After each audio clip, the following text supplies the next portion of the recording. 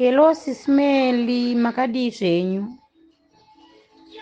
Ndanichishaya kuti ndokusendera meseji papi ndazokwanisa kuwana nhamba idzi. Taitawo chichemo, tine mumwe wedu ari missing, ari kushayikwa kubva Friday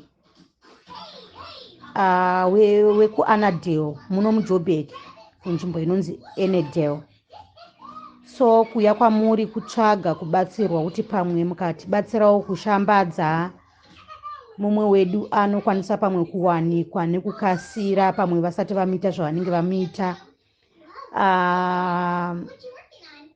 Anonzi iye akapedzisira kuonekwa Friday mushure monge aoderwa Uber neboyfriend yaienda kunoona,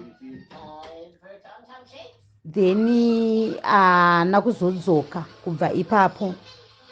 And anonzi iye message not message but status yaakapedzisira kuisa musi weFriday iwo anonzi akanyora kuti handisi kuziva kwandiri kuenda, but kuti tichaziva kuti anga achiri muuber mubhoti kana kuti anga azosvika kuboyfriend yaenda kunoona, hapasina munhu achaziva.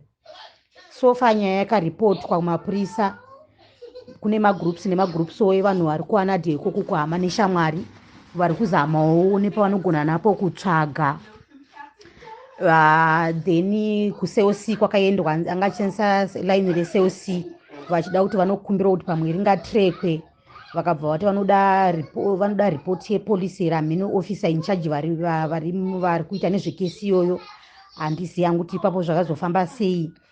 Then kubhoti kwakuchinzi kuri kuendwa nhasi kuUber kuti vanotarisirwa kuti zvakamira sei. So pane family member andikumbira kuti anything zvamunenge muchingogona kuita kuti tikwanise kuwana hama yedu pachiri pedyo. Zvinhu izvi zvakaitika Friday, so munhu atova nhasi atova Friday ratova 1 week asiri kuwanika. Saka muri munhu watinozivawo anokwanisawo kukurumidza kushambadza zvimwe zvinhu zvakafananawo neizvozvizvi ende zvichigona kuzotibatsira. handisi kuziva kuti ndiri palaini riri right here pandiri kusenderai meseji, but kana muchinge maiwana please respond sismeli. Hama neshamwari tiri desperate for hama yedu iyoyo. Ndine information yese yamungada kuziva.